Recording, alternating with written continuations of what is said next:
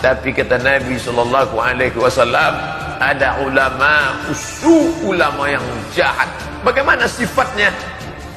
Yattakhiduna hadzal ilma tijaratan, menjadikan ilmu agama ini sebagai perniagaan, perdagangan.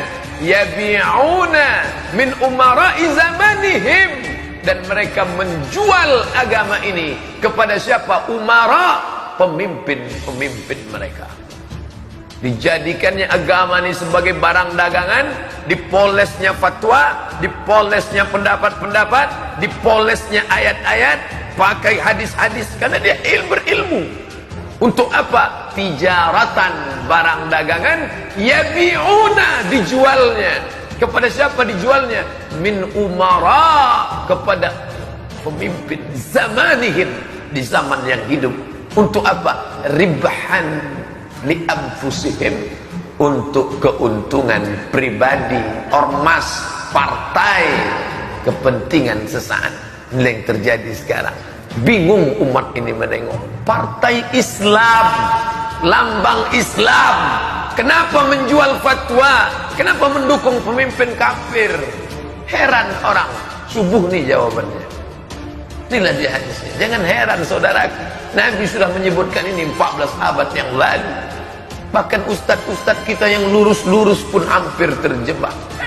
Saya dapat iklannya, saya tengok, ini tak betul. Saya sampaikan, jangan ikut ustadz, nanti terjebak ke dalam. Ustadz ini lurus-lurus tabung aja, macam lewat di paralon.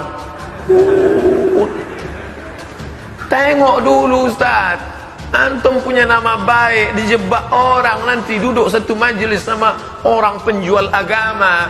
Hati-hati, kejahatan terjadi bukan hanya karena ada niat dari pelakunya, tapi juga karena ada kesempatan. Waspadalah. Ulama harus mengerti.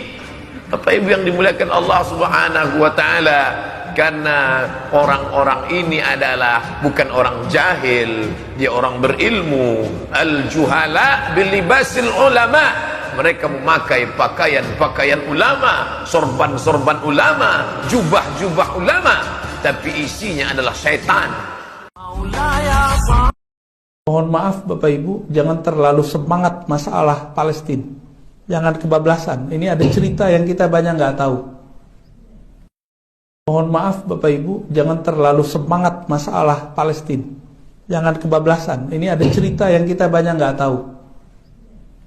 Kalau ada orang yang mengaku umat Nabi, apalagi Ustadz, Kiai, Habib, tidak pernah membahas tentang Palestina, berjuang, kalau dia nggak bisa pakai bantu, pakai uang, pakai apa, setidaknya di panggung-panggung ceramah bela Palestina.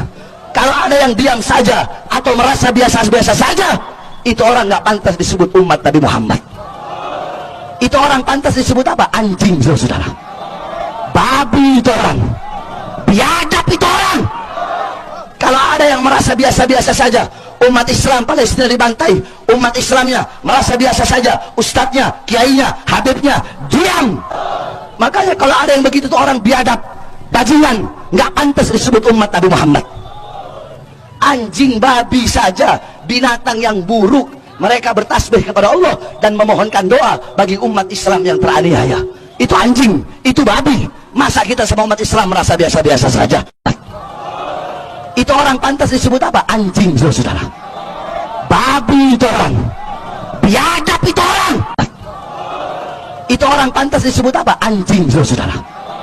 Babi itu orang. Itu orang pantas disebut apa? Anjing, saudara. Babi itu orang.